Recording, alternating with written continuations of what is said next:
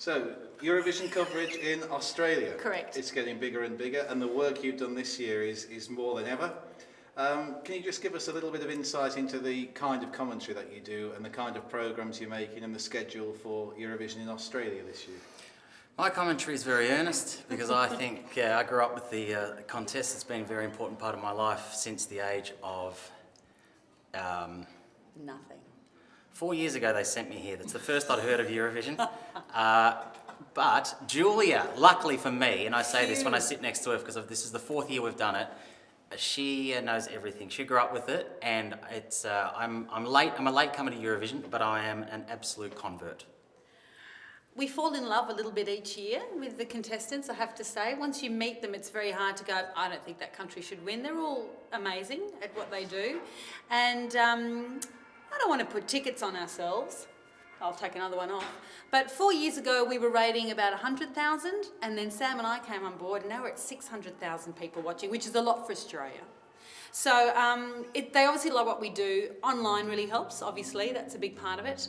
And we've got a huge multicultural population in Australia, and I think there's really something for everyone when they watch that show. And let's face it, it's the happiest night of the year.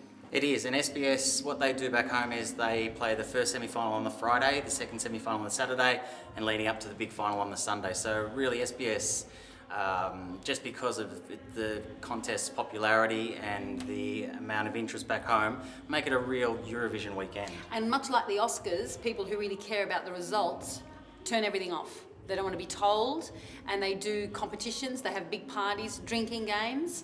Drinking games can incorporate every time. Wendy, if you see what, then you have to scull. Yeah, so if someone winks at the camera, scull. drink. If someone's wearing white, drink. If someone has a stilt walker, drink twice for that one.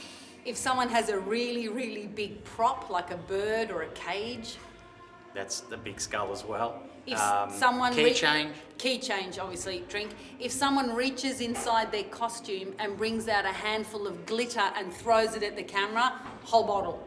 That's how I got this job, with that very, very move. But yeah, there are some acts, of course, at Eurovision where we have kind of a concern that anyone playing a drinking game back home may not actually make it through the song. There are some that are just action-packed with all that stuff. What was the question again? Yeah. Last year in Dusseldorf, after the show, when we were all drinking in a bar because we never get invited to any Eurovision parties and don't have the right passes to get in, sitting in a dirty bar in Dusseldorf drinking all right beer and eating a hideous pie or something. It was still moving, but you can call it a pie, that's good. Someone said in the crew, cameraman I think, wouldn't it be great, where's Azerbaijan, to drive there?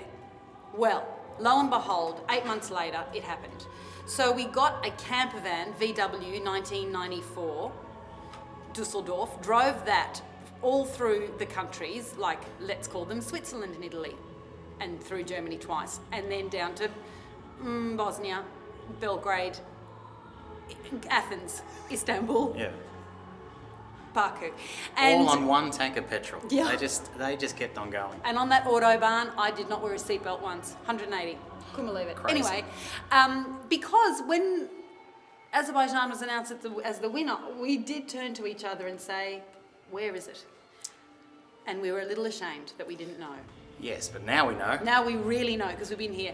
And so it seemed a great thing to do, to take people on a journey through Europe and help them out, and then also do a little hour documentary on Baku itself so that the viewers would go, oh, okay, get to know it a bit, and interview amazing people like Liz Assia and Engelbert Humperdinck and Johnny Logan and Sarkis Ruvas. Oh my God. And just say, what does it take to be a Eurovision winner? And we got some pretty good answers, like money. Yes, I wasn't a part of it, but No, I tell you, I can't wait to see it though. Last year's winner. El Nicky. What about them? Let's have a song. Oh, bloody hell. Ready? I'm running upstairs tonight. That's what we thought it was called. Yeah. I'm running upstairs tonight. I'm running upstairs, I'm breathing, because she's tired, because I adore you. You're not doing much singing. No, but you know, I love a mother and son combination, so I was rapt that they won, and they're the reason that we're here in Baku. So, well done to mother and son. Elle and Nikki. And good luck this year, 21. Personally, we'd like to go to Stockholm, that's all we're saying.